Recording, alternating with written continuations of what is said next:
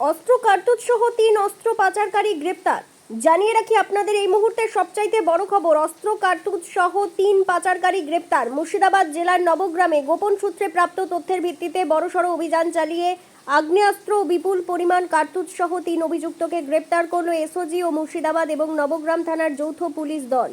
Police সূত্রে জানা যাচ্ছে, চাণক্য বাসস্ট্যান্ড সংলগ্ন এলাকায় অভিযান চালিয়ে গ্রেপ্তার করা হয় 52 বছর বয়সী ইব্রাহিম মণ্ডল, 64 বছর বয়সী সাইদুল মণ্ডল এবং 31 বছর বয়সী মোহাম্মদ সাব্বির আলী।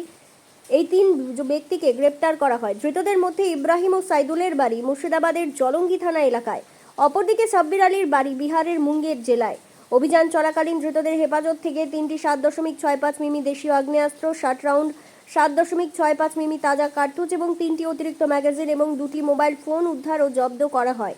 পুলিশের হাতে গ্রেপ্তার হওয়া 3 অভিযুক্ত ও উদ্ধার হওয়া সামগ্রী নিজেদের হেফাজতে নিয়ে ঘটনার তদন্ত শুরু করেছে পুলিশ। এই ঘটনায় সংশ্লিষ্টদের বিরুদ্ধে প্রয়োজনীয় আইনানুগ ব্যবস্থা গ্রহণ করা হয়েছে। পুলিশ সূত্রে এমনটাই জানা যাচ্ছে। ধৃতদের সঙ্গে আরও কোনো বৃহত্তর অস্ত্র পাচার চক্রের যোগ রয়েছে কিনা তাও খতিয়ে দেখছেন তদন্তকারী পুলিশ দল। এই ভিডিওটি যারা দেখছেন, ভিডিওটি শেয়ার করবেন, চ্যানেলটি লাইক করবেন আর সাবস্ক্রাইব করবেন। আই লাভ মাই ইন্ডিয়া, মেরা ভারত মহান। নবগ্রাম থেকে আজিমুদ্দিন শেখের রিপোর্ট, আখিরিগঞ্জ নিউজ।